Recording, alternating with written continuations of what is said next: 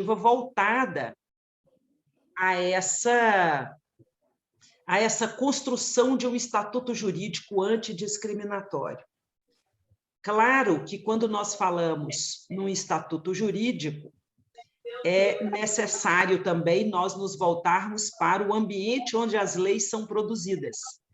E como nós já sabemos, de percentuais sempre comentados, vistos e revistos, que no ambiente das casas legislativas, exatamente onde se deveria produzir com mais rapidez, com mais velocidade, esse estatuto jurídico antidiscriminatório, as mulheres não estão presentes em proporção que corresponda à sua força, ao seu número na vida política brasileira.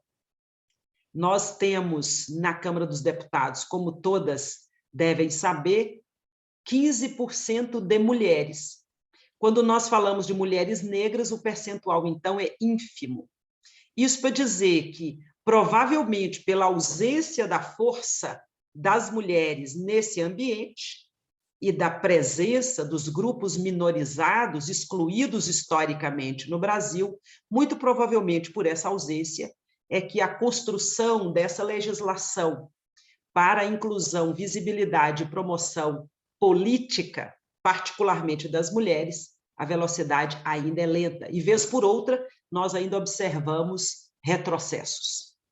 Mas eu poderia dizer que, produto da luta intensa no Brasil, principalmente das mulheres, nós temos leis que prevêem as chamadas cotas, as cotas para o registro de candidaturas.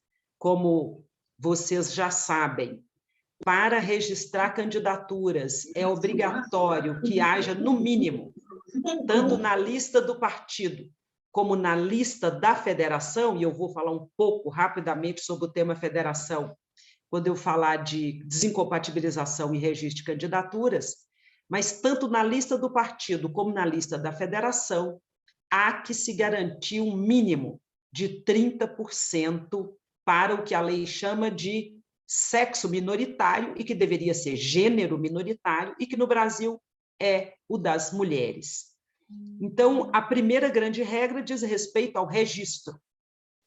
Mas é claro que só a garantia de registrar, sem que haja espaços efetivamente garantido para a ocupação e participação das mulheres, nós vamos ver que a cota de registro, sem um outro instrumento que seja o controle e a fiscalização efetivas do cumprimento e do atendimento às cotas, o assunto se transforma naquilo que nós já vimos muitas vezes, que é, por muitas vezes, a fraude nessa mesma cota, quando do registro das candidaturas. Nós temos notícias, e aqui atuamos algumas vezes, mais recentemente, inclusive, no Tribunal Regional Eleitoral, também no TSE, com a busca da contenção da fraude na cota de gênero, e não tivemos sucesso. Por essa razão, inclusive, que eu vou pontuar aqui como o sistema de justiça vem tratando a matéria. Mas eu dizia, a lei traz a cota para o registro de candidaturas, também de 2020 para cá, de modo mais expressivo e bem detalhado, a cota de recursos financeiros. Essa cota não é de 2020, claro, ela é anterior, mas de 2020 para cá é que nós observamos um cuidado maior em estabelecer mecanismos para fazer com que o recurso chegue à campanha das mulheres. Além da cota de recursos financeiros, nós temos também na legislação a previsão da cota na propaganda eleitoral. Além dessas cotas de registro de candidatura, de recurso de propaganda, claro, nós precisamos discutir, nós estamos falando de cotas, portanto, é uma garantia para se chegar à disputa, nós precisamos dar um passo adiante para falarmos em cotas nos espaços políticos efetivamente. E quando eu falo de cotas, é claro que é um começo de conversa, porque o ideal o correto, o atendimento ao princípio democrático e à isonomia é que os espaços políticos fossem partilhados em paridade entre homens e mulheres. Cotas são uma boa estratégia, mas nós não podemos tratar as cotas como ponto de chegada, senão como ponto de partida em direção à paridade na ocupação dos espaços políticos. Para isso, esse estatuto jurídico em construção, ele precisa evoluir para que se garanta efetivamente cadeiras nos parlamentos para a ocupação feminina. Por isso que nós precisamos eleger cada vez mais mulheres para que sua voz seja ouvida, para que suas ideias e opiniões, também nesse campo das cotas, seja apresentada. Eu digo também porque nós, mulheres, temos atuação e participação em vários campos da vida, não só nesses que nos colocam aqui como pessoas em busca de eliminação da imensa desigualdade que nós observamos. Nós precisamos ocupar os espaços políticos porque as mulheres, além das questões que lhes são íncitas, as mulheres, nós todas, temos muito a contribuir em várias áreas da vida, do mundo da vida, não é? No parlamento, portanto, além de demonstrar equilíbrio e respeito à ideia de isonomia, nós temos muito a dizer sobre tributação, sobre administração, sobre direito financeiro, sobre ciência nos seus vários campos, enfim. Nós podemos fazer tudo o que nós quisermos e nós podemos, sim, ocupar todos esses espaços que estão oportunizados para os humanos, para as pessoas. Noutra oportunidade, eu quero apresentar números para vocês verem onde estão as mulheres, e neste trabalho que eu escrevi, inclusive, com uma colega de escritório, que hoje não está aqui, a Andréia, charada Andréia Canguçu, lá nós perguntamos por que não elegemos mais mulheres, se elas são, se nós somos, a imensa maioria em todos os campos que vocês pensarem, inclusive no campo da ciência, da pesquisa, da investigação científica. Nós, mulheres, no direito, nós, mulheres, na sala de aula, na academia, enfim. Então, quando eu faço essa abertura, falando desse estatuto antidiscriminatório, é para dizer que nós precisamos trabalhar rapidamente para que ele se efetive no plano material. Cotas para o registro, cotas para os recursos, cotas para o tempo na propaganda são fundamentais para que nós cheguemos à paridade na ocupação efetiva das cadeiras públicas. Essa é a ideia. E o que nós vemos nesse cenário atual? Como eu dizia, a cota para o registro das candidaturas femininas está prescrita, prevista na lei, mas há disfuncionalidades, as chamadas candidaturas fictícias ou candidaturas fantasma. O uso do nome das mulheres apenas para compor um número para permitir a eleição de homens. Esse tipo de fraude, embora se tenha assinalado desde o Tribunal Superior Eleitoral que se combateria com veemência, e lá no Tribunal Superior Eleitoral nós temos, inclusive, jurisprudência, que são decisões reiteradas daquela corte. Lá nós temos jurisprudência indicando quais são os elementos básicos para se identificar a fraude.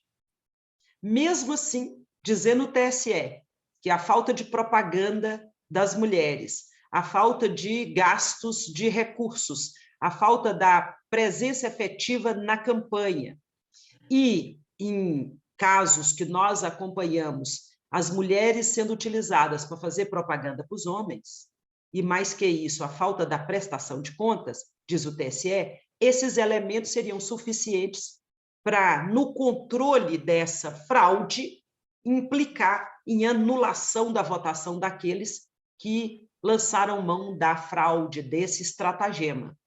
Então, o TSE deixou aquilo que nós chamamos de estándar probatório para que os tribunais, não só ele, TSE, mas também os tribunais regionais eleitorais, e os juízes e juízas eleitorais pudessem, no controle da fraude à cota de gênero, aplicar a lei. O que nós temos visto, entretanto, principalmente aqui em Minas Gerais, mas eu poderia dizer que parece ser algo quase que pelo Brasil todo. Nós temos visto uma timidez do Tribunal Regional Eleitoral em aplicar a lei para declarar nulidade de votos obtidos com essa fraude, e são, por isso, pouquíssimos os casos em que há a cassação de mandatos obtidos por meio da fraude, quando, na verdade, são muitas as situações que nós temos notícias e que nós levamos à justiça de fraude efetiva com o abuso, mais uma vez, da imagem, do nome das mulheres. Então, o que eu posso destacar nesse primeiro momento? Essa importante ferramenta para a busca da paridade, sem um controle efetivo do sistema de justiça eleitoral, ela vira tão somente uma letra escrita numa lei fria que não se aplica. É por isso que sempre que eu tenho oportunidade, aqui também com as minhas colegas advogadas, nós fazemos questão de registrar que ainda é muito tímido o controle da fraude na cota de gênero.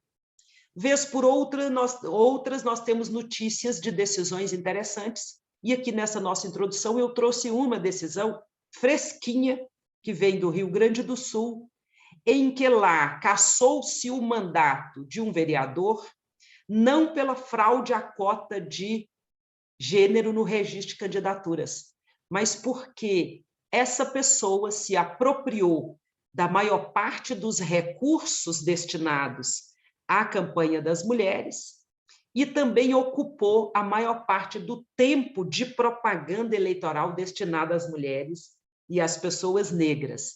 Nesse caso do Rio Grande do Sul, declarou-se o abuso do poder econômico, com essa apropriação de recursos, ou seja, a não aplicação correta do dinheiro na campanha das mulheres, concentrando esse mesmo dinheiro numa campanha masculina, e, além disso, a apropriação, a ocupação do tempo de propaganda eleitoral, sem respeito à proporção que a lei estabelece, fazendo com que esse candidato fosse declarado, então, abusador do poderio econômico e abusador do veículo de comunicação social que a propaganda eleitoral possibilita por meio dos vários canais que nós conhecemos, principalmente rádio e televisão. Então, eu trago essa decisão recente e as colegas advogadas e também candidatas, pré-candidatas interessadas, se desejarem adiante, nós encaminhamos para vocês tomarem conhecimento. É uma decisão pioneira no Brasil, foi produzida ainda no âmbito de uma ação judicial eleitoral discutindo eleição municipal. Haverá outras esferas recursais, claro, o assunto não transitou em julgado, mas esse é um tema que chama a nossa atenção e que traz aqui já um precedente importante para observarmos e, eventualmente, até trabalharmos com ele nessas eleições que estão em curso. Portanto, a luta por um estatuto jurídico antidiscriminatório, ela começa aqui. Nós precisamos nos preparar, nós precisamos preparar as pré-candidatas para serem boas candidatas, bem fortes, vigorosas, interessadas, para que ocupem os espaços do legislativo e produzam, estimulam e lutem por produzir leis que venham ao encontro dessa ideia de implementar uma promessa constitucional que é de direitos e deveres iguais para homens e mulheres. Então, eu começo por dizer que falar da participação política das mulheres não diz respeito apenas e tão somente participar de uma campanha, garantir um número de mulheres numa chapa e destinar-lhe algum recurso e algum tempo na propaganda eleitoral. É mais do que isso. É o compromisso com um mundo inclusivo e com um mundo em que a igualdade não seja uma retórica, que a igualdade seja a possibilidade de emancipação das pessoas. Dito isso, vamos ao tema que tanto tem motivado as nossas conversas nos últimos tempos. Estou vendo a Adriana Araújo aqui, nós conversamos já sobre isso também. Vamos ao assunto, a comunicação das mulheres na pré-campanha.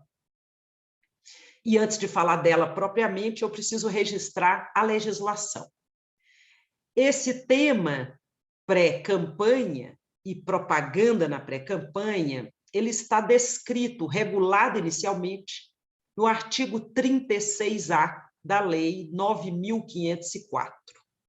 E, junto com ela, para as eleições de 2022, nós temos uma resolução do TSE, que é a resolução sobre propaganda eleitoral, a 23.610. Conjugando essas duas normativas, eu posso, então, sintetizar o que está previsto para a comunicação das mulheres na pré-campanha. A lei vem dizendo, portanto, que está autorizado, desde que não haja o pedido expresso de votos, nem expresso nem implícito, está autorizado que as mulheres se coloquem como pré-candidatas, apresentando seus atributos pessoais, apresentando suas plataformas e seus projetos políticos, participando em debates, entrevistas, encontros. Elas, mulheres parlamentares, podendo difundir os seus atos e debates também no ambiente do parlamento, sempre sem que haja o pedido de votos. E, no ponto central aqui que nos interessa, a resolução do TSE, essa 23.610, diz expressamente que na pré-campanha está autorizado o impulsionamento pelas redes sociais. O impulsionamento é a possibilidade de ampliar a difusão de conteúdos das mulheres pelas redes sociais, e ele é feito mediante pagamento. Quem tem rede social aqui, em algum momento, já ouviu falar ou já lançou mão do impulsionamento. A resolução traz, junto com a previsão expressa de que está permitido o impulsionamento, e na eleição passada essa regra não tinha essa clareza, então, ao lado dessa previsão expressa de que pode haver o impulsionamento, a resolução do TSE diz que esse impulsionamento deve ser feito gastando-se módicas quantias, ou seja, poucos valores, pequenas quantias.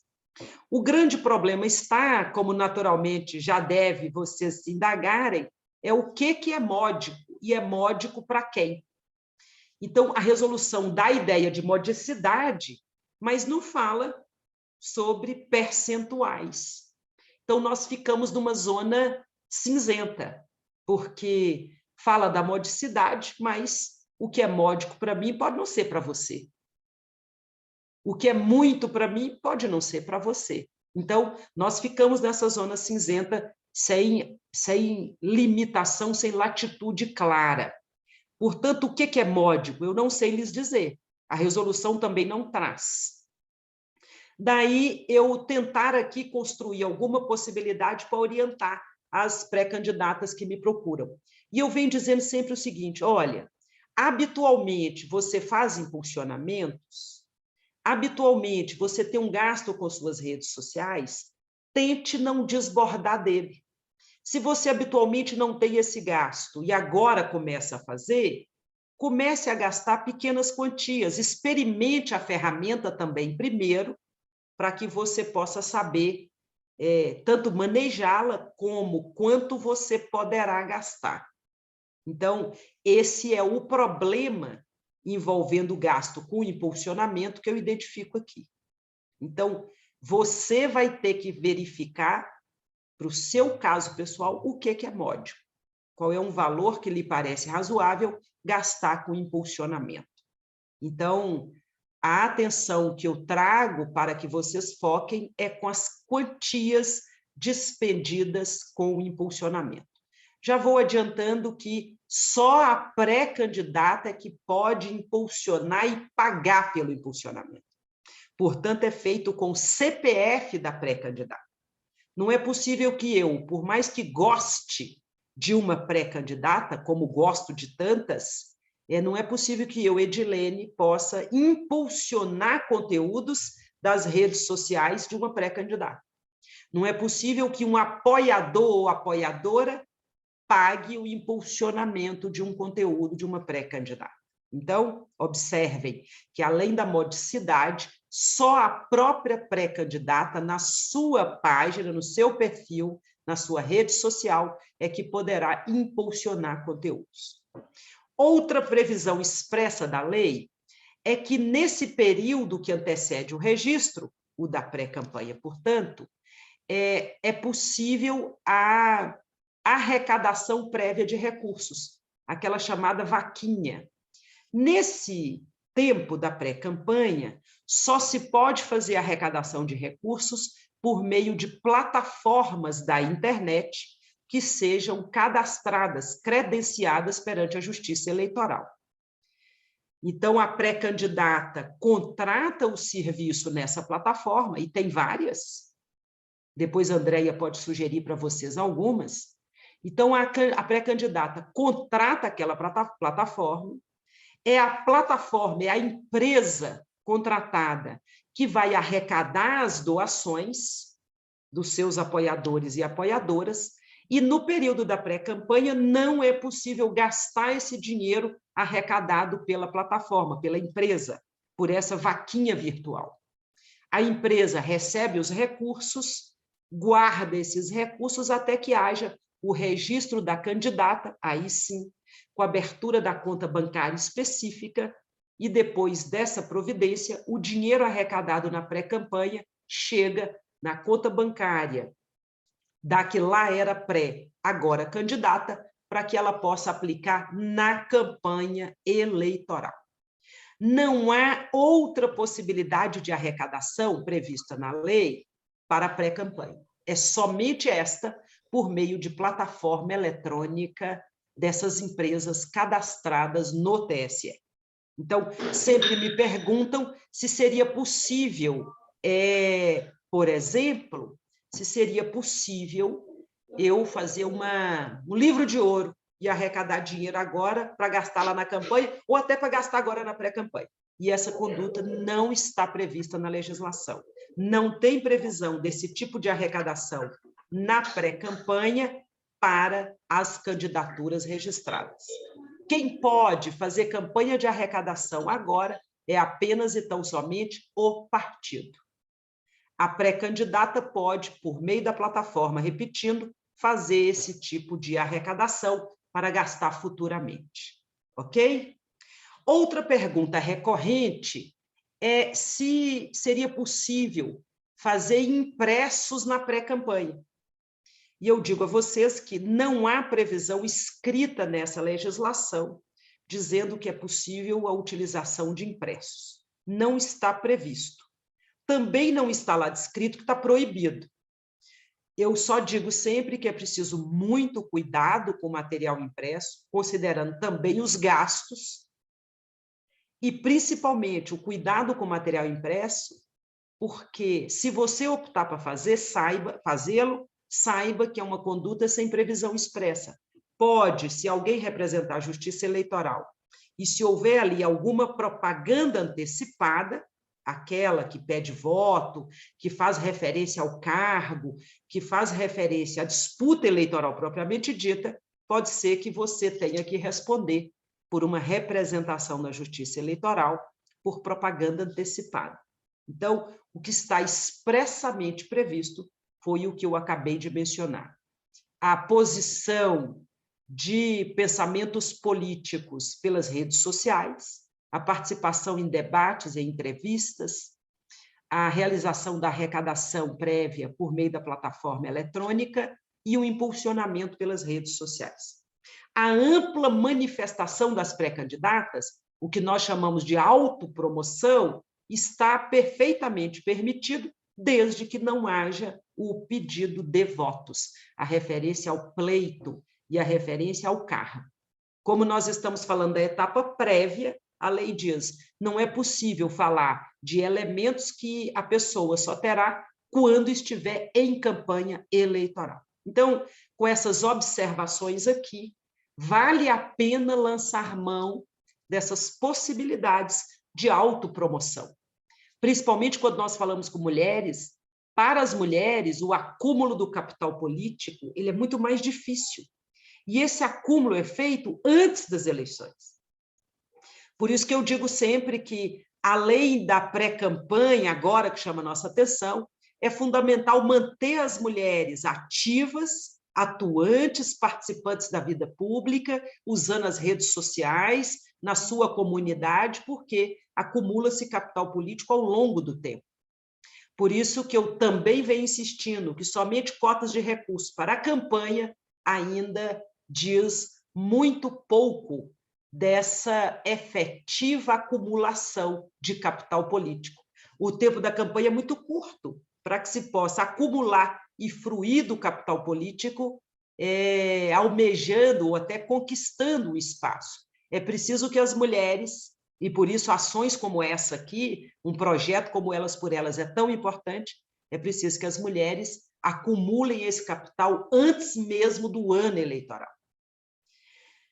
Pontuada essa questão, notem, portanto, que a autopromoção, sem a propaganda política voltada para as eleições, ela está permitida e deve ser bem utilizada, principalmente pelas redes sociais.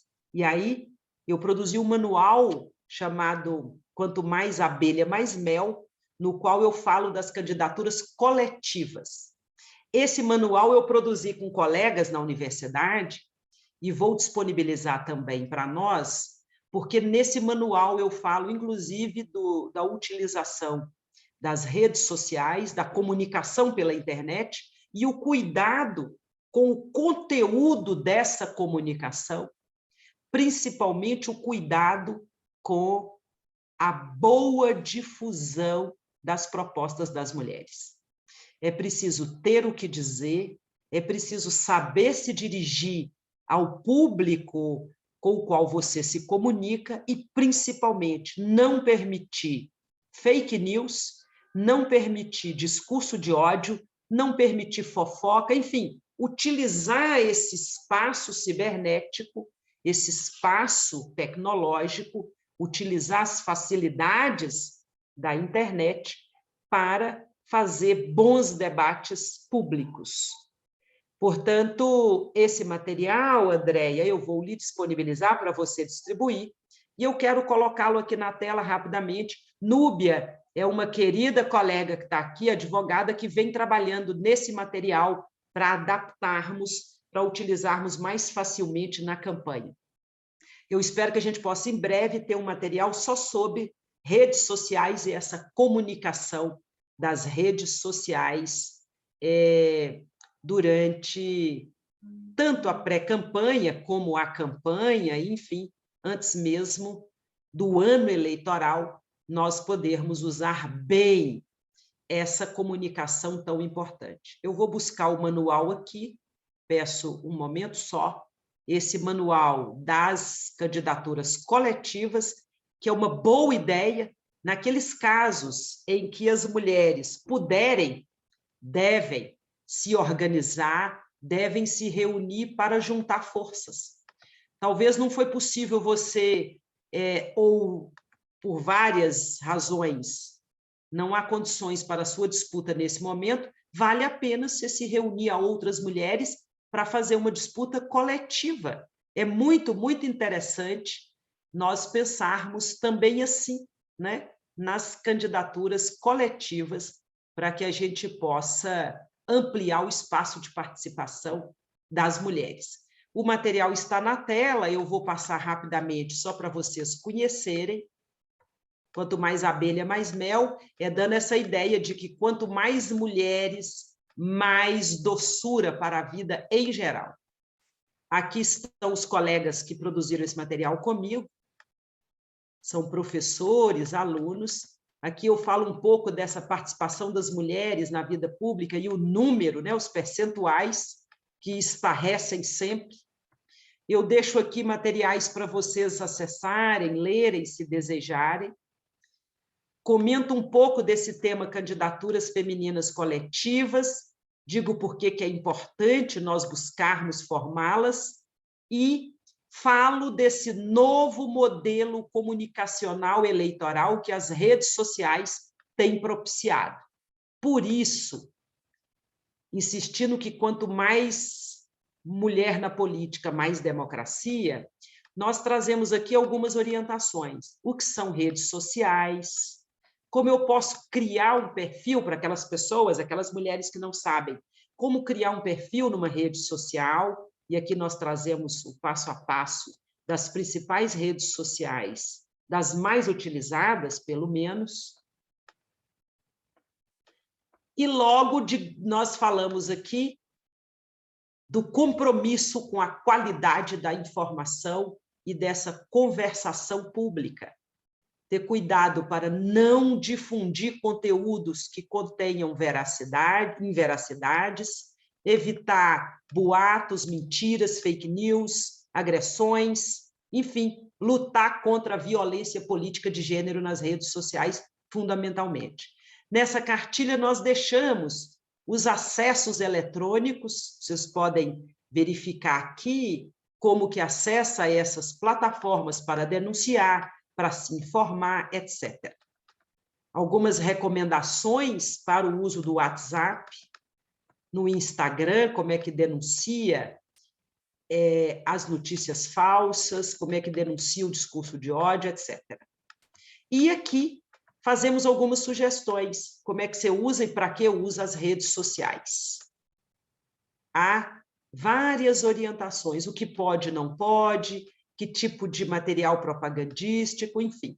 Eu penso que esse manual, com calma, e aqui eu falo da propaganda das mulheres na internet, com calma ele vai ajudar bastante, vai orientar bastante quando você não estiver próxima a uma advogada ou um advogado. Então, fizemos um material aqui simples, mas me parece que contendo aquilo que é essencial para o conhecimento das mulheres nessa campanha, tá bem? Eu vou disponibilizar esse material, Andréia, e você, na sequência, encaminhe para as mulheres que desejarem.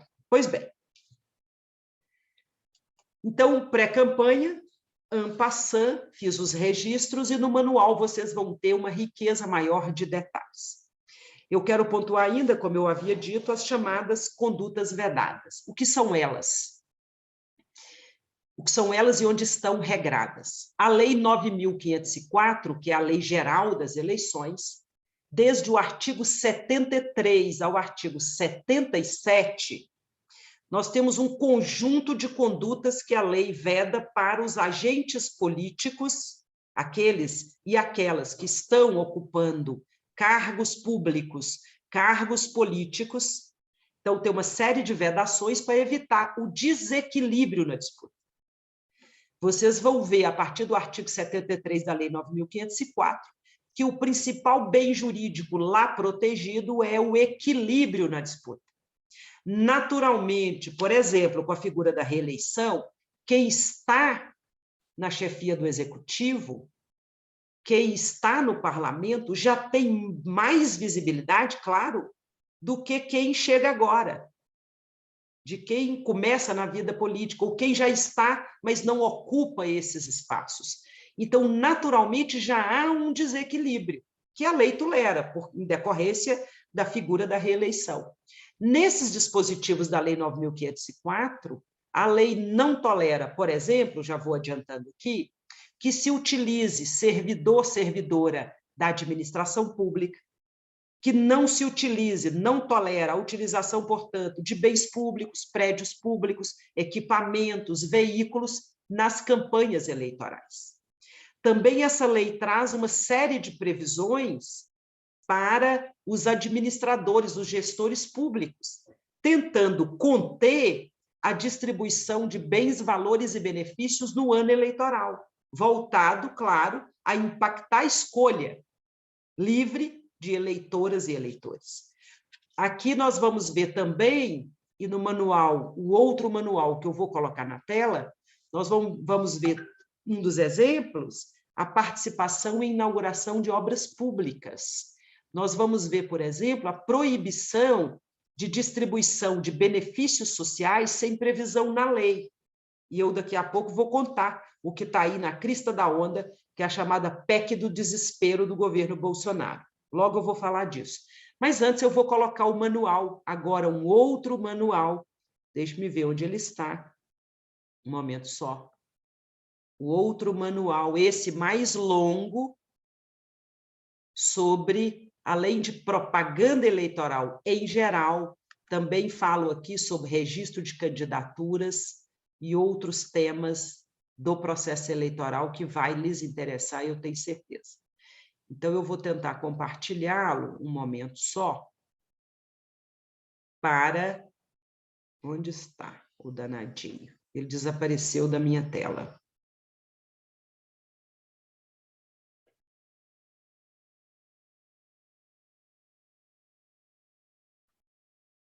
Que pena, desapareceu rápido. Mas logo eu volto, e nesse manual há um detalhamento importante sobre as chamadas condutas vedadas. Eu vou descrever aqui, e vou aproveitar para fazer a leitura breve. Eu vou descrever aqui, por exemplo, a distribuição de bens, valores e benefícios no ano eleitoral. A lei diz o seguinte: só pode haver a distribuição de bens, valores ou benefícios no ano eleitoral se estiver expressamente previsto em lei anterior, portanto, no ano passado, pelo menos, existente lá no ano passado, e que também, antes do ano eleitoral, portanto, pelo menos no ano passado, que esses programas sociais estejam sendo, além de executados, contando com recurso público, contando, por exemplo, com orçamento público para eles serem executados.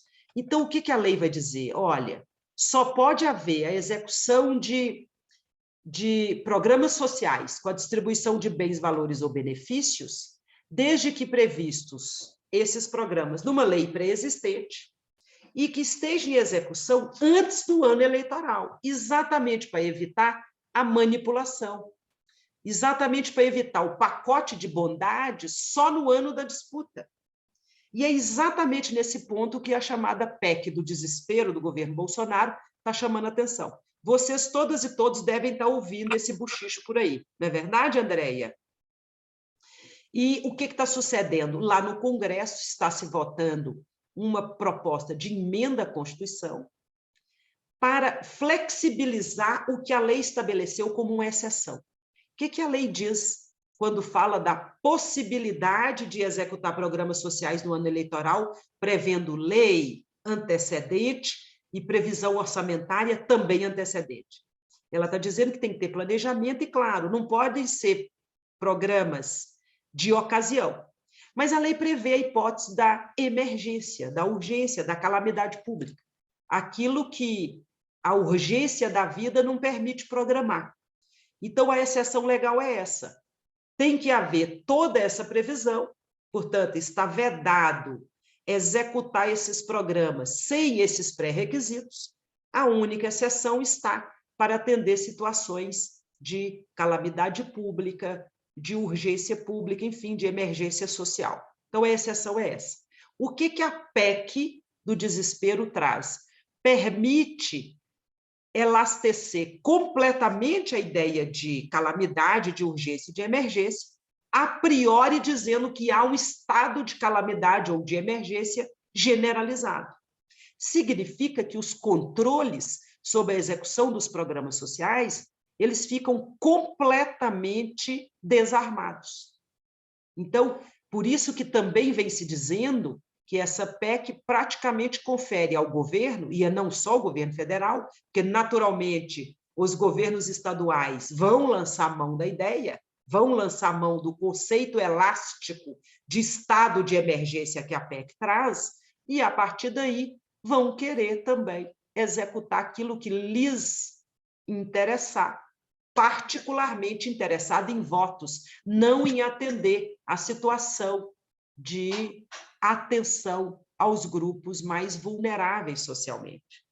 Então, nesse grande conjunto de condutas vedadas, e a atenção central está na execução de programas sociais, com a PEC a ser aprovada, e tudo indica que ela finaliza aprovada, nós vamos observar praticamente uma terra sem lei na execução desses programas sociais, principalmente pelo governo federal e pelos governos estaduais. Há uma série de outras condutas vedadas que aqui não me deterei, claro, no manual vocês vão encontrar mais bem delineadas essas várias condutas, mas eu focaria por hora nessas. E quero chamar a atenção de vocês. Olha, muitas vezes quando as pessoas me perguntam como identificar, eu digo que uma dose de bom senso que orienta a nossa vida ajuda bem.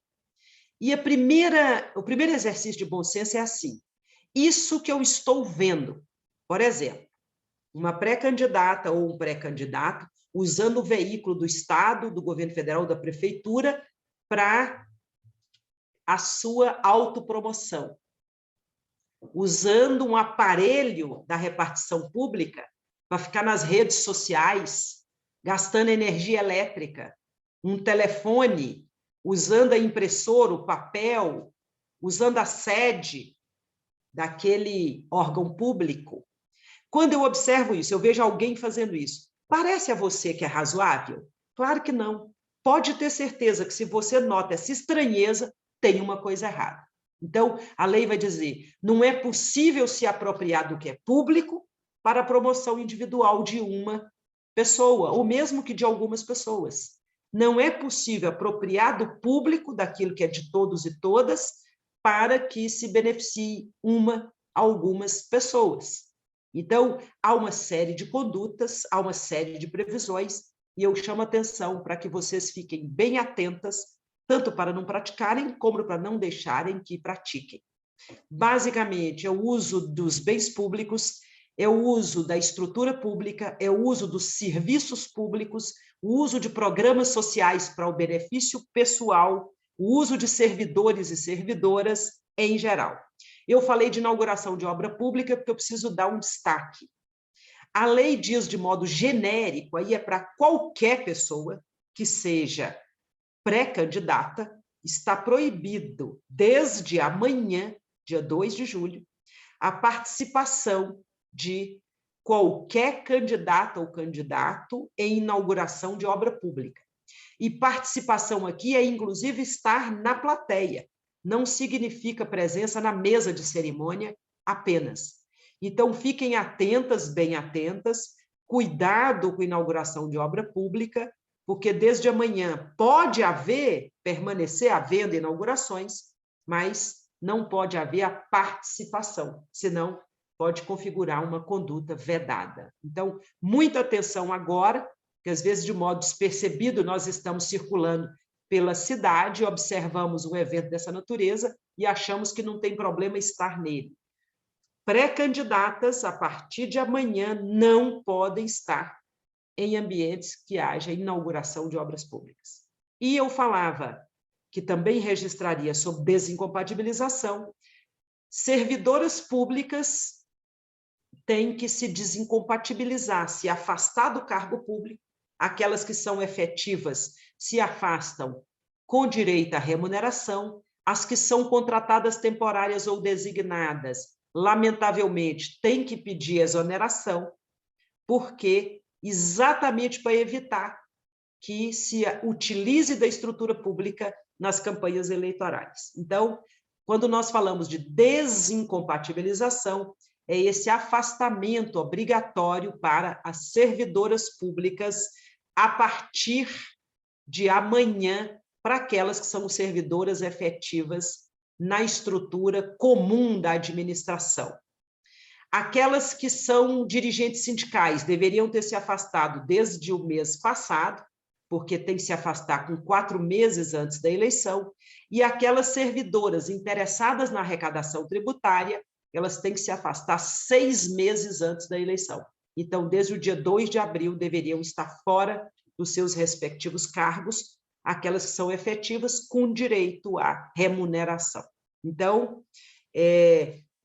eu peço a vocês que fiquem bem atentas a essas questões aqui envolvendo prazos. Hoje, portanto, é o prazo final para requerer essa desincompatibilização. Muito bem. que mais que nós temos que comentar hoje? Eu estou indo bem? Estou me fazendo entender? Eu estou falando o que vocês gostariam que eu dissesse a partir daquela proposta que eu fiz? Tá bem? Muito bom. Vou seguindo aqui. Se não estiver bem, Andréia, chama a minha atenção aí, que eu vou logo já me corrigindo. Eu estou aqui buscando o manual, porque ele é muito importante para eu falar do próximo tema. Então, peço 1 minuto só para que eu tente de novo abri-lo, para ver se eu consigo compartilhá-lo com vocês. Vamos lá, vamos ver se agora eu consegui. Ah, tá aqui. Doutora Edilene, antes de você conseguir abrir aí, eu tenho uma pergunta. Pois não. No caso também referente à desincompatibilização, quem participa de conselho municipal, conselho estadual, o prazo também é hoje, né? Sim, e eu digo o seguinte, os conselhos em geral, a lei não prescreve com clareza, mas ela fala assim, da pessoa que é ou agente público ou assemelhado. Agente público, agente pública, ou assemelhado. Os conselhos, embora habitualmente não configurem órgãos públicos tradicionais, a nossa participação neles configura um serviço público. Claro que nós vamos ver na jurisprudência, que são essas decisões reiteradas da Justiça Eleitoral, nós vamos ver lá que, como regra, os conselhos dos quais as candidatas têm que se afastar são aqueles conselhos que, eventualmente, executem políticas públicas, são aquelas instituições, porque tem também as organizações não governamentais, que recebem recurso público. Então, como os exemplos são variados, a minha recomendação para vocês é o seguinte: na dúvida, se afastem, se licenciem, até para vocês cuidarem bem das suas campanhas e não correrem risco. Porque se não houver a desincompatibilização, há a figura da chamada inelegibilidade temporária. Então, muito cuidado se você integra conselhos públicos, se você está em organizações não governamentais variadas, associações, etc., cuidem de se afastar, até para não correrem risco. Tá claro, Andréia? Eu tenho uma pergunta também, se me permite. Posso fazer a pergunta? Então, eu não vou compartilhar então a tela, um momento só. Pode ir, Winnie. Ah, tá, obrigada. A gente precisa de fazer essa comunicação, dessa descompatibilização nos casos de pré-candidatas que ocupam mandatos municipais, mandatos parlamentares municipais. A gente precisa de fazer essa comunicação, no caso, para a Câmara, né? Bem, se a pré-candidata, Winnie, se ela for servidora da Câmara, servidora, ela tem que se afastar. Se ela for vereadora, não. Ok, obrigada. Vamos em frente, de nada. E depois, Andréia, caso você queira, se alguém necessitar, nós podemos compartilhar um modelinho de pedido de desincompatibilização. Você acha oportuno?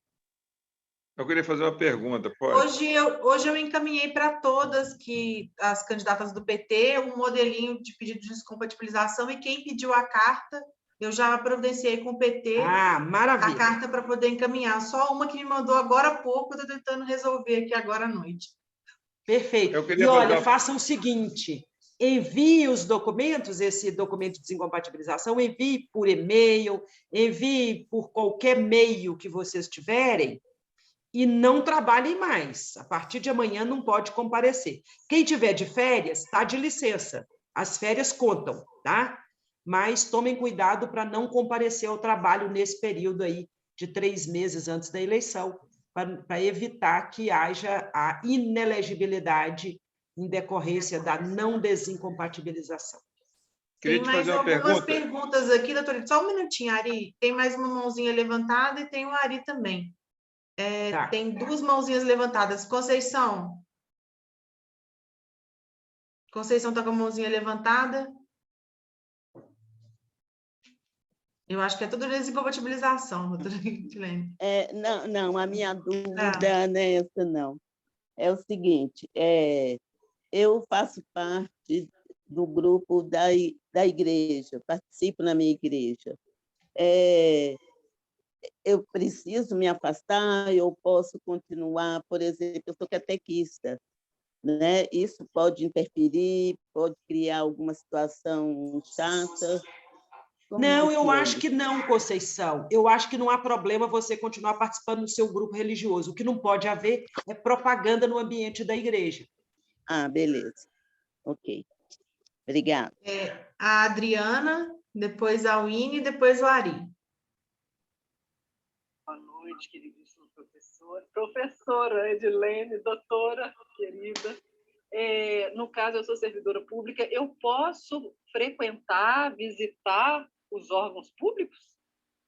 Bom, sem fazer campanha, obviamente, mas posso ir, eventualmente? Eu sugiro o seguinte, na sua repartição pública, você se desincompatibilizou, lá você não deve comparecer para assinar documentos, para ir lá buscar alguma coisa, para cumprir alguma tarefa do seu cargo. Desincompatibilizou, não pratica nenhuma conduta, nenhum ato da sua atividade pública, da sua atividade do cargo.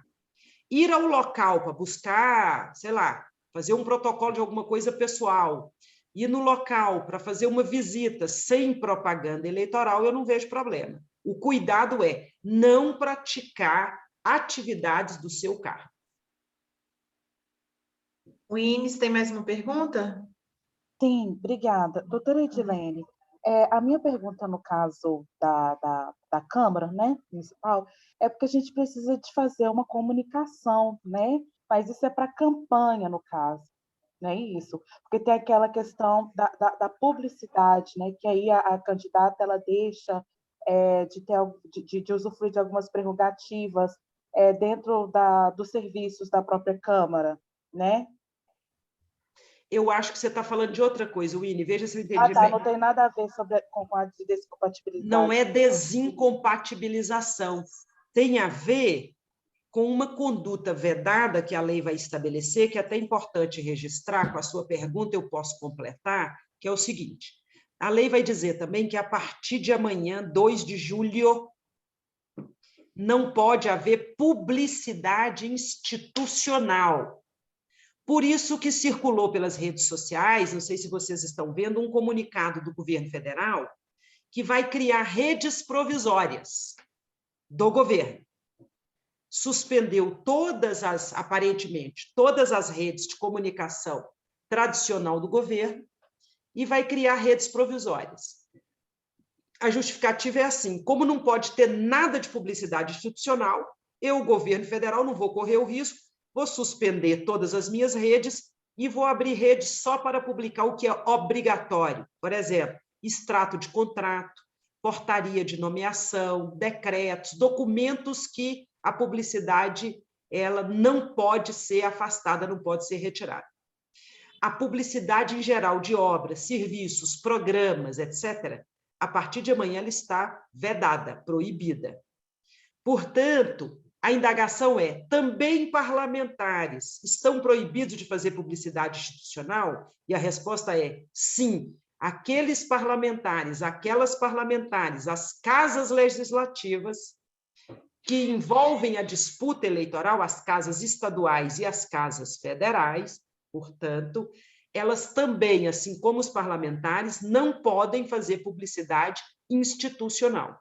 Podem comunicar na pré-campanha livremente, podem, inclusive, colocar posicionamentos pessoais nas redes sociais, mas não pode haver a publicidade de atividades do parlamento, como, por exemplo, programas do próprio parlamento, execução de emendas do próprio parlamento com o dinheiro da instituição pública e com aquela ideia de propagar um serviço, uma campanha, um ato. Então, é isso que está vedado a partir de amanhã. A grande indagação é, essa mesma vedação se estende para as câmaras municipais? E aí eu tenho recomendado todas as pré-candidatas a irem às câmaras municipais, pedirem pareceres das mesas diretoras, para se evitar que, desavisadamente, haja uma publicidade vedada. A rigor, A lei vai dizer que a publicidade que está vedada é daquelas esferas em disputa, a esfera estadual, a esfera federal.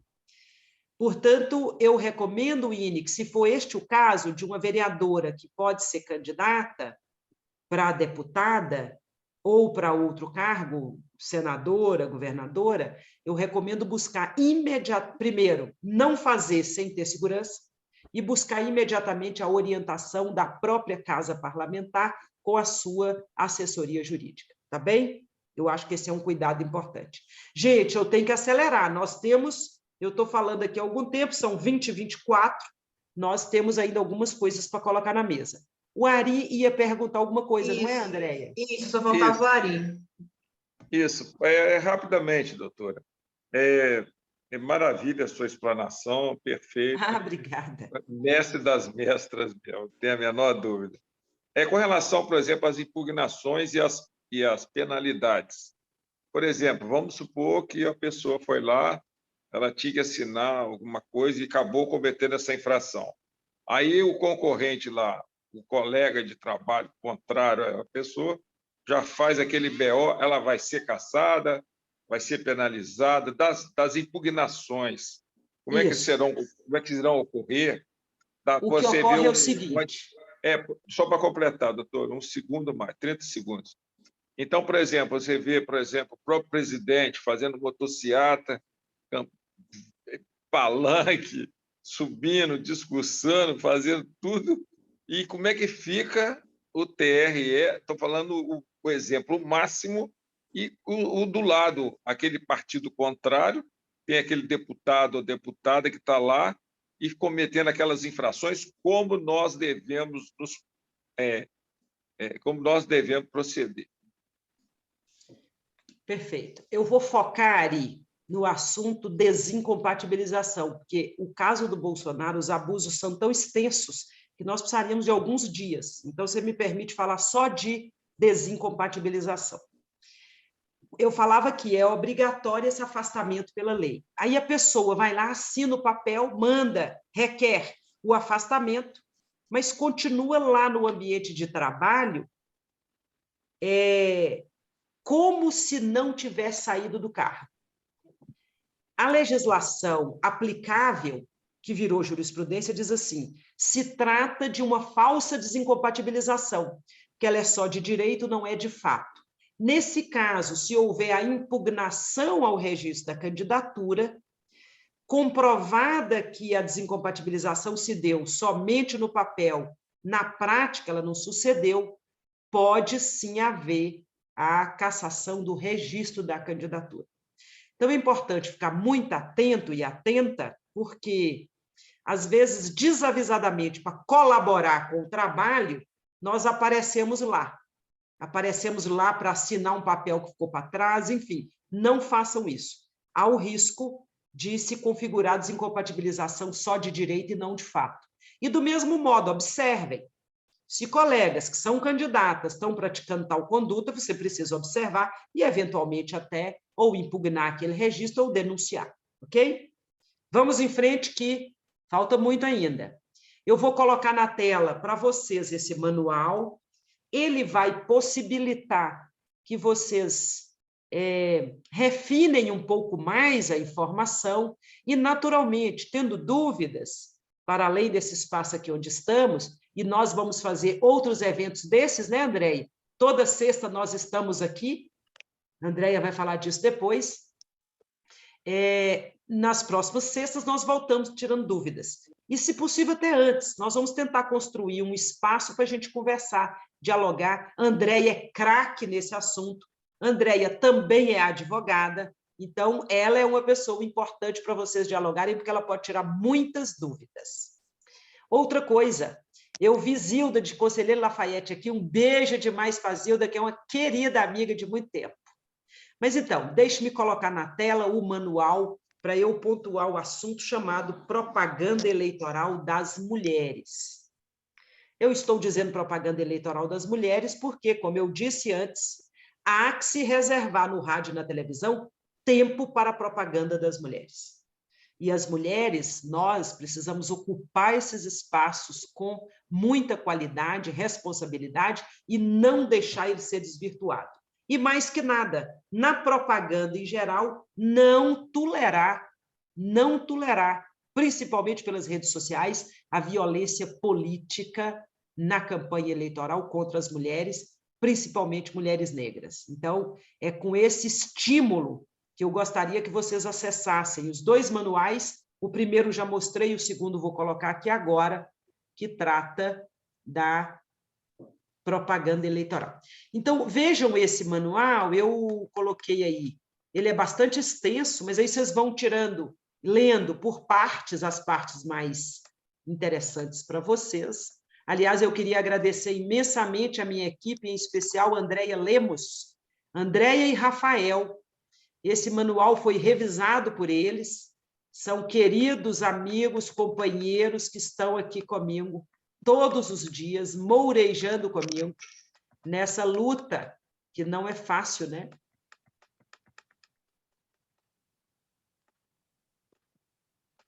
De falar de um direito antidiscriminatório. Então, esse manual contém, inclusive, temas de convenções partidárias, e nele eu falo das convenções partidárias, que agora, com a presença da FEBrasil, que é a federação na qual o PT está, não tem mais convenção apenas individual de partidos, a convenção é unificada. Nesse manual eu falo um pouco, mas eu produzi um terceiro manual, Andréia, mais voltado para os dirigentes partidários e as dirigentes, em que eu dedico a explicar o registro de candidaturas na federação. Eu e um colega de Brasília, o Christian, nós produzimos esse material, que segunda-feira já estará sendo distribuído para os dirigentes e as dirigentes partidárias.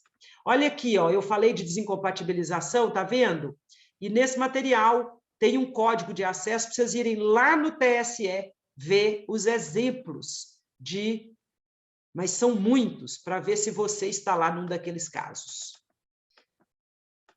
Eu falo aqui da FEBrasil, né, a lista, falo da data da convenção, falo da ata que registrar essas deliberações, comento uma série de assuntos aqui que interessa principalmente aos dirigentes e às dirigentes, mas também a candidatas e candidatos, porque tem temas de grande relevância. Para vocês terem ideia, só pode registrar a candidatura das mulheres se elas autorizarem. Tem que ter um documento expressamente autorizativo do registro da candidatura das mulheres, exatamente para evitar a fraude. Aqui eu falo das datas, propaganda eleitoral, eu coloquei aqui um código para vocês acessarem pelo próprio celular a resolução do TSE. Trago aqui as linhas gerais, o início da propaganda, inclusive na internet, a propaganda geral. Agora falando de propaganda eleitoral, não de pré-campanha. O início é 16 de agosto. Para isso, nós temos que ter uma série de requisitos atendidos antes, e eu coloco eles aqui no manual. E a propaganda em geral é 16 de agosto, a propaganda no rádio e na televisão é 26 de agosto. Comento como é que nós temos que produzir os nossos materiais impressos, vocês vão ver aí aquelas regras básicas de materiais impressos. Quando se trata de candidatura majoritária, a inscrição à tinta limitada a 4 metros quadrados, só no comitê central da campanha. Então, se as candidatas vão ter mais de um comitê, vai identificar qual é o comitê central e nele você pode pintar até 4 metros quadrados com informações da campanha, desde que, diz a lei, não gere o efeito outdoor. Nos demais comitês e na propriedade privada em geral, a propaganda se limitará a adesivos ou papéis com máximo de meio metro quadrado. Não tem mais inscrição à tinta, chamada pichação. O comício de encerramento da campanha tem prazo, carro para encerrar, carro de som só pode circular com propaganda eleitoral se vinculada a ato da campanha. Então, não tem mais aquela figura do carro de som, apenas com a motorista ou o motorista circulando pelas ruas, tem que estar acompanhando um ato de campanha, o carro de som. Está permitida a colocação de mesas para distribuição de materiais de campanha, utilização de bandeiras ao longo das vias públicas. E aí eu digo como é que elas podem ser utilizadas, não podem ser fixas, naturalmente. Comento aqui sobre o uso de bonecos, cavaletes, estandartes, placas e faixas, que está proibido, continua, já era assim na eleição passada, permanece. A propaganda eleitoral em veículos fica limitada a adesivos, o chamado citru, que é aquele adesivo microperfurado no para-brisa traseiro, e em outras partes do veículo limitado a meio metro quadrado. Quais são os horários da propaganda eleitoral na televisão? Coloco aí para vocês já irem se preparando. Coloco o registro, a proibição da doação de qualquer tipo de brinde. Destaco um grande espaço para propaganda eleitoral na internet, vejam vocês. Vou observando aqui o que não está permitido. Em geral, a internet é um ambiente muito importante para a comunicação política das candidaturas, mas tem regras básicas que eu anoto no nosso manual. E eu destaco: é livre a manifestação do pensamento, vedado o anonimato. Portanto, não cabe difusão de propaganda sem a identificação das candidaturas.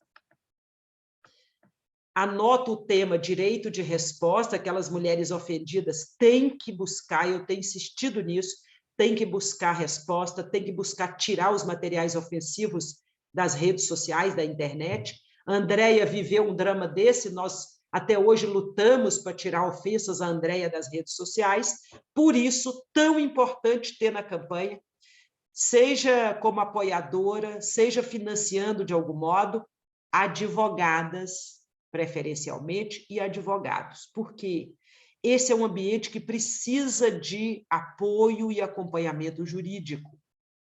Portanto, é fundamental já buscar um apoiador que possa lhes auxiliar nesse campo jurídico, como também é fundamental ter uma contadora ou um contador para lhes auxiliar na administração financeira das campanhas.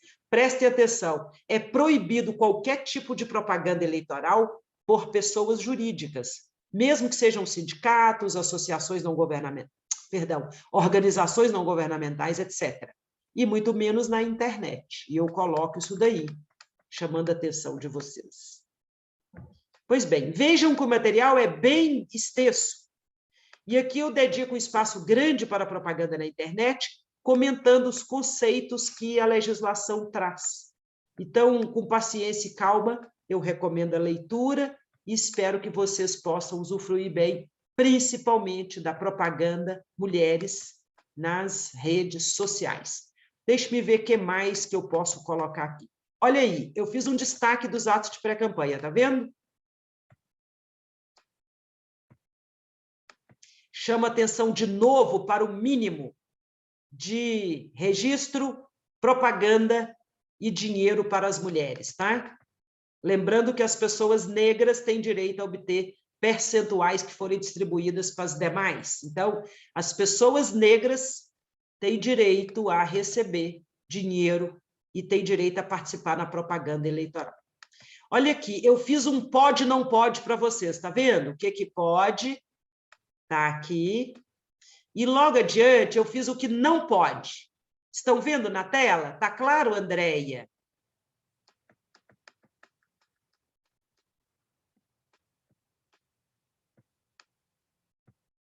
Eu coloco um xizinho aí para lembrar daquela estratégia, né, do X vermelho na mão para denunciar abuso. Então, é para lembrar aí que o X quer dizer uma conduta que não está permitida. Aqui as condutas vedadas que eu acabava de comentar.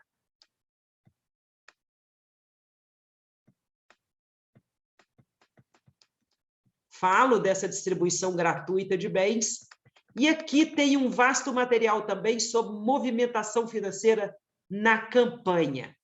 Eu não vou abrir esse texto, ele é relativamente grande, porque hoje nós não vamos falar de arrecadação financeira.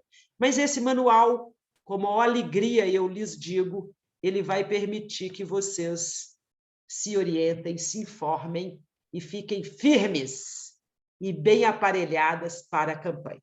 Andréia, querida, eu paro aqui para nós ouvirmos, né, as nossas meninas pré-candidatas que queiram dialogar conosco. Muito obrigada, viu? Obrigada, doutora Edilene, muito obrigada. Tem mais algumas perguntas. A Sâmia tem uma pergunta também. Acho que o dela ainda é de desincompatibilização. A Adriana ainda tem pergunta. Se mais alguém que quiser fazer alguma pergunta, a gente levanta a mãozinha. E o Júlio também quer perguntar. Então, a Sâmia, vou passar primeiro para ela. Sâmia, não sei se ela ainda está aqui. Não sei se ela caiu. Vou passar para a Adriana, depois eu volto para a Sâmia. Adriana. Ok, a questão do salário. Eu me candidatei a vereadora e aí são 3 meses de afastamento. O meu salário custou a chegar. Gostaria de saber se tem alguma orientação em relação a isso. Sim, claro. Quando que eu devo... deve cair normalmente para mim ou é normal ter um atraso? Muito bem. Eu logo, depois das perguntas, vou falar, fechando nossa conversa, sobre violência política de gênero, tá? Eu vou arrematar falando disso. Mas, Adriana, é o seguinte, não é normal atrasar e não pode atrasar. Você tem que receber seu salário no mesmo dia que você recebe habitualmente. Então, se houver atraso, é possível medida judicial para obrigar o pagamento e eventualmente até, Adriana, havendo dano, e é claro que há, veja, você sem salário, você está privada de um tanto de coisa. Pode ser o caso, inclusive, de reparação por perdas materiais e, eventualmente, até o dano moral. Não tem nenhum sentido no atraso do pagamento, tem que cair no mesmo dia que você sempre recebeu. Sâmia. Oi, boa noite, gente, tudo bem? Eu gostaria de saber, no caso, a gente deu entrada no pedido de desincompatibilização hoje. Eu não tive a resposta ainda quanto ao deferimento ou indeferimento. E eu tenho que trabalhar amanhã, então eu não posso comparecer ao trabalho. Não, não pode. Agora, Evanildo, depois Conceição. Obrigada. Nada, querida. Não compareça ao trabalho e acompanhe. Você fez o protocolo correto do pedido, você acompanhe o ato que declarar a sua licença. Então, observe bem e acompanhe. Cuidado para eles não te deixarem sem a licença expressa ou te induzirem a ficar faltosa. Então, fique atenta, tá? Acompanhe o seu pedido de afastamento. E não vá trabalhar. Doutora, mas no caso, mesmo sem a resposta, o fato de eu ter documentado resguarda esses dias que eu não vou trabalhar, isso? Sim, claro, resguarda. Ah, sim, compreendi. Obrigada. Nada. Boa noite a todos. Pode ir, Evanildo. A minha dúvida é sobre as mídias. O pré-candidato e agora na pré-candidatura e durante a campanha. Que tipo de mídia que pode ou não pode usar? Por exemplo, outdoor, televisão, rádios, panfletagens. A dúvida é essa. Que tipo de mídia? Principalmente outdoor, que tem gente que adora colocar em outdoor.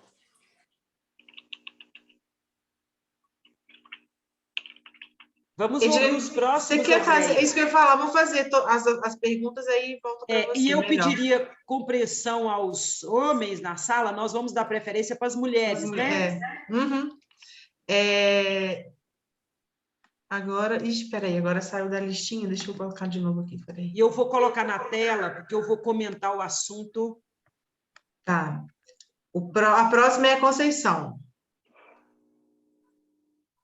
A minha pergunta é o seguinte, é com relação a valores, né?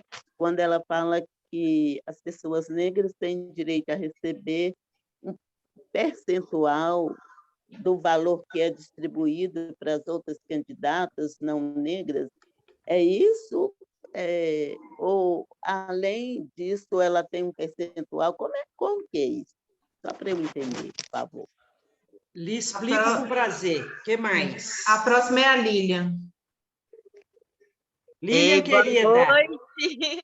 Estava noutra reunião aqui, eu vou aproveitar já perguntar à doutora Edilene sobre contratação na pré-campanha. Me perguntaram se a pessoa quer contratar para fazer o marketing, porque está muito ruim na internet, e se pode contratar. Eu disse, para aí, porque eu não sei se pode contratar, quer contratar uma empresa não, uma agência por um mês. Eu disse, eu acho que não pode, eu vou confirmar, mas para saber se pode contratar para fazer essa questão. Eu disse, porque vai gerar contrato, tem que dizer de onde que vem esse recurso, enfim.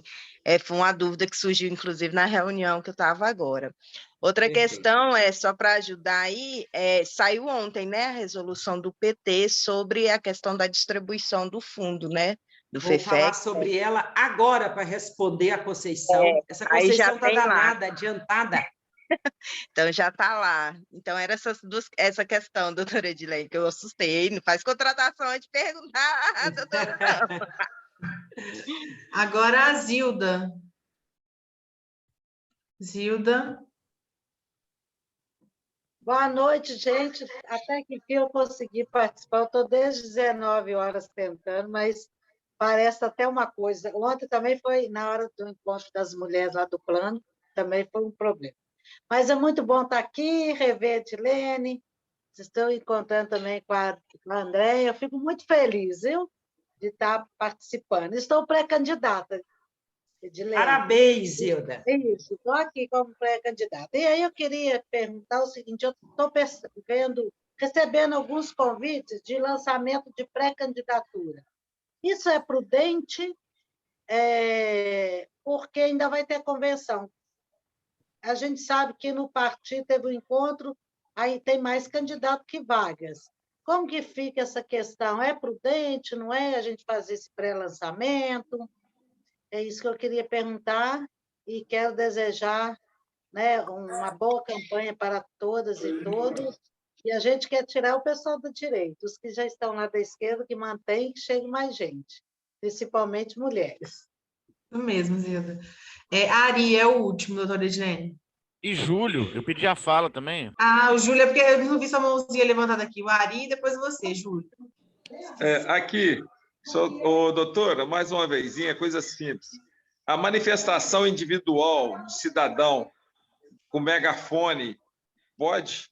Como é que funciona o megafone sem ser candidato? Quando isso? Hein? Qualquer agora? Momento. Eu já estou com o megafone agora, na já? rua. Não estou fazendo campanha, eu estou denunciando situações. Eu, como cidadão, posso utilizar, claro, sem citar nomes, deputada ou deputado, ou presidente, ou governador, ou senador, claro. Mas eu posso manifestar sempre como cidadão. Por exemplo, não foi feita determinada obra, entendeu? O governador não mandou a situação, eu uso o megafone na rua, eu posso continuar usando? Agora o Júlio. Primeiramente, boa noite. Primeiramente, boa noite, doutora Edilene, Andréa Canguçu, secretária de Mulheres do PT, né, pela construção do evento maravilhoso e sempre muito intuitiva a todos. Doutora, a pergunta ela é um pouco complexa, mas é por causa da minha surpresa. Eu sou Júlio, vice-presidente do PT de Coronel Fabriciano, e estou na colaboração da campanha da companheira Elisa Costa, de Valadares. Eu fui surpreendido na quarta-feira, dia 29, agora do 6, ao ver um canal nosso no YouTube, o Opera Mundi, a doutoranda Joyce Luz, falando sobre uma questão da contagem de voto em dobro para pessoas negras na efetivação dos votos válidos para ascenderem ao mandato legislativo. Eu achei isso um pouco estranho, porque eu nunca tinha ouvido falar dessa dessa possibilidade? Não sei se essa legislação é uma legislação nova, não sei se a doutora também tem conhecimento, mas se não tiver, onde a gente pode consultar isso? Porque isso impacta muito no resultado final das eleições. Obrigado a todos. Terminou as perguntas, doutora Edilene. Muito bem. Para você. Se nós não conseguimos falar de violência política de gênero, nos manuais também eu exploro um pouco isso, tá? E talvez a gente fazer um seminário, Andréia, só para falar de violência política de gênero. Núbia está aqui, é uma minha querida companheira que discute o assunto comigo sobre redes sociais. Lavínia também é uma super interessada sobre o tema. Então, talvez valeria nós pensarmos em fazer um seminário só para tratar de violência política de gênero nas redes sociais. Vai ser legal, não vai? Então, eu vou evitar de falar o tema aqui agora para a gente tirar as dúvidas que me parecem são as mais prementes, não é? Muito bem. Então, primeiro de tudo, no manual, segundo manual que eu apresentei, lá eu destaco o que a legislação permite na pré-campanha, tá? E o que a legislação permite na pré-campanha? Participação em encontros. Eu não vou abrir o manual aí para não poluir a tela, porque eu quero colocar na tela agora a resolução que fala de financiamento de candidaturas. Então, eu vou fazer a leitura aqui mesmo e depois vocês acompanham com mais atenção, tá? No próprio manual. Mas no manual eu fiz um sumário para facilitar, eu trago, então, o que está escrito expressamente na lei do seguinte modo. Minutinho só.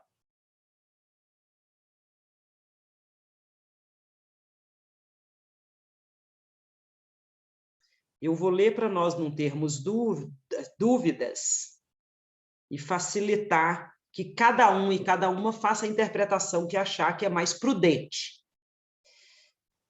O que diz a lei como atos de pré-campanha que não são considerados propaganda antecipada? Participação em entrevistas, programas e debates, inclusive a exposição de plataformas e projetos políticos da pré-candidata. Realização de encontros, seminários, congressos, em ambiente fechado e, nesse caso, às custas do partido, para tratar da organização dos processos eleitorais, da discussão de políticas públicas, planos de governos ou alianças partidárias, podendo ser divulgados por instrumentos de comunicação interna ao partido. Segunda possibilidade. As prévias, tão tradicionais no PT, os encontros, eles podem acontecer, inclusive, com distribuição de material interno, com a realização de debates entre pré-candidaturas, enfim, as prévias, com distribuição de material informativo e divulgação dos nomes das pré-candidatas e a realização de debates entre elas. Então, é perfeitamente possível. A divulgação do posicionamento pessoal sobre questões políticas, inclusive nas redes sociais. É nesse ponto da divulgação de posicionamento pessoal sobre questões políticas que muita gente, eu tenho visto por aí, tem usado pequenos impressos simples, em valores muito tímidos, exatamente para evitar aquilo que lá atrás eu mencionava, que é gastar de modo desproporcional, fora do que a lei diz que deve ser a modicidade. Mas, fundamentalmente, o seguro para a comunicação na pré-campanha é utilizar as redes sociais com o impulsionamento pago com o dinheiro da pré-candidata. Então, não está escrito material impresso está permitido. Eu que estou fazendo a construção a partir do que eu leio na lei. Claro que se eu vou responder uma ação judicial, a juíza ou o juiz vai interpretar a conduta e pode ser que ele divirja de mim e me dê uma penalidade. Por isso que é preciso ter cuidado com o que você vai fazer. Eu tenho visto pequenos impressos sem pedido de voto, apresentando a pessoa e falando de algumas propostas, que eu achei bastante razoável. Tá? Agora, eu não posso te dar certeza que você vai fazer o impresso e que ninguém vai reclamar e que você não vai ter problemas. Como nós estamos naquilo que eu chamei a atenção para essa zona cinzenta, é diante do caso concreto que nós vamos ver se vai dar certo ou não essa ideia aqui que me ocorre. Então, se você fez ou vai fazer impressos, tenha cuidado. Não faça pedido de votos e gaste o mínimo possível com esse material. Eu acho, inclusive, o impresso meio fora de moda. Parece assim que as pessoas não estão querendo muito papel, né? Outra coisa é que impresso custa caro. Você é candidata a deputada e vai fazer 1000 panfletinhos, não dá nem para começar a conversa. Eu espero que você tenha 100.000 votos. Como é que você vai distribuir 100.000 panfletos sem gastar dinheiro? Bastante dinheiro. Então, pense nisso. Mas, enfim, eu penso que, e aqui já aproveito para dizer que uma pessoa na rua com megafone é manifestação do pensamento. Não tem problema nenhum e pode ser feito. O cuidado é evitar, para não turbar o sossego público. Evitar fazer isso em horários avançados da noite, evitar fazer isso perto de hospital, escola, órgãos públicos, mas a manifestação do pensamento é livre, vedado o anonimato e desde que não haja ofensa. Então, com esses cuidados, eu vejo perfeitamente possível, tá? O uso do megafone aí que o Ari fez menção. Expressamente também está escrito na lei que a realização de reuniões de iniciativa da sociedade civil, de veículo de comunicação social ou do próprio partido, em qualquer localidade, para divulgar ideias, objetivos e propostas partidárias. Vejam que a lei sempre vai falar de gastos envolvendo o partido. A exceção, quando fala de gasto de pré-candidatas, é com o impulsionamento das redes sociais numa resolução do TSE. Isso para dizer a vocês que realmente o tema gasto na pré-campanha, e já vou respondendo, Lília, não me parece prudente, não me parece correto se antecipar gastos da campanha, como, por exemplo, contratar uma equipe de marketing na pré-campanha. Então, muito cuidado com isso, que pode chegar num ponto aí de descontrole e até gerar algum abuso. Então, não me parece possível antecipar na pré-campanha aquilo que é da campanha eleitoral, tá bem? Eu falava da campanha de arrecadação prévia de recursos na internet, também expressamente, o impulsionamento expressamente, e eu vejo muito interessante, sempre me perguntam se pode criar grupos de WhatsApp na pré-campanha para conversar com as pessoas. Pode, perfeitamente. Quando chegar a campanha, você só pode mandar material de propaganda eleitoral se você pedir autorização às pessoas que integram seus grupos. Lá no manual eu chamo atenção para isso, tá? Leia lá para você ter mais detalhes. Bom, outdoor está permitido? Não está, porque tem uma outra regrinha interessante. Aquilo que não está permitido na campanha, expressamente não estará na pré-campanha. Então, não pode outdoor, não pode fazer showmício, não pode usar o rádio e a televisão para fazer esse tipo de propagação, porque só pode ter propaganda no rádio e na televisão, a propaganda gratuita, eleitoral, no período que eu acabei de ler, que a lei estabelece claramente, e nos horários pré-estabelecidos. Então, não é possível usar rádio, televisão, outdoor, para fazer essa autopromoção da pré-campanha, ok? Bom, sobre o assunto envolvendo financiamento. Deixe-me voltar à resolução. Eu falei que eu ia colocar na tela. Essa resolução, inclusive, nós fizemos a redação. Eu queria aproveitar e agradecer o Rafael, que estava comigo na minha equipe aqui, me ajudou a revisar o texto. Eu escrevia e ele corrigia. E ele, vocês não queiram saber, é bem chato para corrigir um texto, tá? Mas é o que se espera, né? Eu espero que ele não esteja aí ouvindo isso. Está na tela para vocês? Está na tela, sim. Ah, que legal. Então, vejam aí, ó. Ontem, o Diretório Nacional do PT decidiu sobre a distribuição dos recursos do Fundo Público, o Fundo Especial de Financiamento de Campanha, que a gente chama de FEFEC, e está descrito aqui o seguinte, ó, Conceição, eu estou tentando rolar a tela, no artigo 2º, serão distribuídos recursos para as candidaturas femininas e pessoas negras na proporção fixada e no prazo estabelecido na legislação eleitoral do seguinte modo. Inciso 1.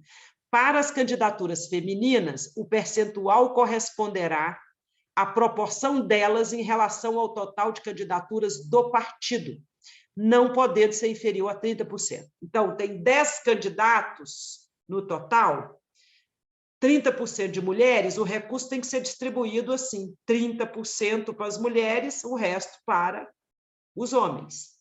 Dentro do gênero feminino, a porção que houver de mulheres negras, dentro desses 30%, tem que receber uma parte deles. Os homens negros, naquela porção lá dos 70 que sobraram, tem que receber a parte deles proporcional, que naquele coletivo masculino, os homens negros estiverem. Então, o que nós temos aqui? Primeiro, distribui o recurso entre gêneros, depois, dentro dos gêneros, verifica qual é a proporção de pessoas negras. E é assim, então, que o partido previu a distribuição dos recursos. Nessa resolução, anexo a ela, tem aqui uma previsão em percentuais, vejam vocês. Então, isso vai facilitar bem vocês verem e compreenderem como é que funciona essa distribuição de recursos. Essa resolução já está, se não está hoje, amanhã, com certeza, nas páginas do Partido dos Trabalhadores, e você poderá consultar bem. Então, Conceição, é isso. O recurso distribuído para as candidaturas vai ter que contemplar mulheres e mulheres negras, homens e homens negros. É isso. Sobre... Eu tenho uma pergunta sobre isso, doutora Edilene. Lá está 30%, mas a resolução ela fala que se for maior o percentual das mulheres, ele vai ser readequado, né? Com certeza. Isso, porque ele tem que ser na proporcionalidade, né? E aqui em Minas Gerais, a gente tem mais candidaturas de mulheres na chapa estadual, principalmente. Na chapa federal, eu acho que é uma só a mais do que o mínimo de 30%. Mas na estadual, nós temos a mais. O que foi orientado para a gente dentro da construção nacional é que a chapa, esse quantitativo ele vai ser fechado a nível nacional, são todas as candidaturas, né? E esse percentual de cada estado, por exemplo, Minas vai ter mais. Como é que vai vir esse recurso para Minas, o que for a mais de Minas? Vai ter um rateio nacional? Como é que vai ser feito isso nacionalmente? Então, já vou te explicar que essa parte é bem complicada mesmo. Primeira coisa, o quantitativo de candidaturas femininas será avaliado nacionalmente. Então, começa por aí. O dinheiro do fundo é separado, no mínimo 30%, tomando os números nacionais. Se tiver mais de 30% de mulheres no conjunto de candidaturas no Brasil inteiro do partido, terá que ter mais de 30% de dinheiro. Por isso que, nesta resolução, nós fazemos uma previsão lá de que deverá haver essa observação depois do registro para ajustar percentuais. Como é que você vai distribuir a partir de cada estado? Além de ter contas próprias para essa distribuição, você vai ver lá, descrito na resolução, tem um comitê gestor acompanhando a execução todo dia. E a Comissão Executiva Nacional é que vai verificando como é que faz essa distribuição. Num primeiro momento, Andréia, é claro que essa conta, me parece, deve ser feita a partir das candidaturas para os cargos federais. Depois é que vão distribuir recursos para os cargos estaduais. Mas eu chamo a atenção que lá na resolução está descrito o seguinte, com todas as letras, eu fiz questão de perguntar várias vezes. Está descrito o seguinte, vou até abrir aqui para não errar, tá? Senão eu falo bobagem, vocês me pegam. Está escrito assim, quer ver? Olha que importante. Todas as candidaturas, artigo 4º, todas as candidaturas majoritárias e proporcionais do PT, de acordo com as prioridades e estratégias estabelecidas pela Comissão Executiva Nacional ou Diretório Nacional, receberão recursos do Fundo Especial de Financiamento de Campanha. De um jeito ou de outro, receberão. Pode ser, por exemplo, material impresso, pode ser, por exemplo, materiais institucionais gerais que podem ser utilizados para as campanhas locais. Então, assim, a Comissão Executiva Nacional, com o Diretório Nacional e o Comitê Gestor que vai acompanhar, com essas estratégias traçadas, de acordo com cada lugar, é que vão poder detalhar e refinar mais depois que a lista de candidaturas estiver fechada e todas as mulheres registradas, ok? Por fim, Ok. 21h03, nós estamos 3 minutos atrasadas, mas é por uma boa causa. A pergunta sobre voto em dobro, o que é isso? Olha, primeiríssima coisa. O que a legislação diz sobre votação e contagem de votos? Votos válidos são aqueles dados nas candidaturas, ou seja, nominais, nas federações, nos partidos, tá? Então, com a figura da federação, eu tenho uma federação, vou lançar um candidato majoritário, o presidente Lula, 13. Você vota 13, está votando na legenda, está votando no próprio Lula e também está dando votos para o conjunto da federação. Bom, aqui eu dei o exemplo de majoritária, não é muito bom para revelar o que eu quero contar para vocês com a pergunta do esqueci o nome dele, do Felipe? É Júlio. Do Júlio. Então, vamos lá. Então, a lei diz, votos válidos são aqueles dados a candidatos e a legendas partidárias. Deles estão excluídos os votos brancos e os votos nulos. Outra coisa, o voto tem um único peso e um único valor. Uma pessoa, um voto. Pronto. O que nós temos de novidade? Para a formação do fundo partidário no ano que vem, o fundo partidário é o dinheiro público que os partidos recebem ao longo do ano, fora das eleições. Na eleição é Fundo Especial de Financiamento de Campanha, FEFEC. Então, o que nós temos agora que é uma novidade que está na própria Constituição? Houve uma emenda que inseriu essa regra que eu vou comentar. Para a formação do fundo partidário, a partir do ano que vem, 2023 até 2030, são dados votos em mulheres e pessoas negras, desse modo que eu contei. Um eleitor, uma eleitora, um voto. Pois bem, eu então voto em mulheres negras. Muita gente vota nas mulheres negras. O partido que tiver muitos votos em mulheres negras, para a formação da distribuição do dinheiro do fundo partidário, que para haver essa distribuição conta com o número de deputadas e deputados federais, a emenda à Constituição, que agora virou uma regra constitucional, diz assim: o voto dado às mulheres e às pessoas negras, aquelas mulheres e pessoas negras eleitas para o Congresso, para a Câmara Federal, e que vão tomar posse em 2023, esse voto dado, quando eu for distribuir proporcionalmente o fundo partidário, aquele partido que tiver mais pessoas negras, mais mulheres, o voto dado nessas mulheres e nessas pessoas negras, para fins de formar o fundo partidário, ele será contado em dobro. Então, é isso. Quanto mais mulheres, quanto mais pessoas negras, mais possibilidades de ter dinheiro do fundo partidário a partir do ano que vem, os partidos têm. É isso. Não tem nada a ver de uma pessoa votar 2 vezes ou contar o voto em dobro agora. É apenas, então, somente para formar o recurso do fundo partidário destinado aos partidos de 2023 até 2030. Ok? Doutora, me perdoe pela interrupção, Andréia, mas é assim, porque eu também fiquei muito surpreso ao ouvir essa doutoranda falar sobre esse assunto, porque o que a doutora Edilene Lobo falou da composição do fundo partidário, eu já tinha ouvido falar, mas essa questão da composição das câmaras foi uma surpresa para mim. Por isso eu fiz a pergunta à senhora, porque eu sabia que a resposta seria uma resposta à altura e objetiva, né? Mas tá lá, para quem quiser ver, a partir do minuto 28 do programa Ópera Mundi, 20 minutos do Breno Altman da quarta-feira passada. Obrigado pelo esclarecimento, viu, doutora? Imagina, eu vou dar uma olhada lá, até para a gente ficar sempre esclarecendo, explicando, porque senão pode dar uma ideia enviesada. Eu adoraria que o voto nas mulheres e nas pessoas negras pudesse contar em dobro para ocupar cadeiras, mas, por enquanto, não tem essa regra na Constituição. É apenas para formar o fundo partidário. Muito bem, eu cheguei aqui, eu achei que ia demorar, mas chegou depressa. 21h07, Andréia, só eu te devolvo a palavra. para que a Bem, gente possa doutora. nos encaminhar para a A conclusão. gente já está encerrando, Muitíssimo Aline. obrigada. Eu Não, que só um agradeço, segundo. doutora.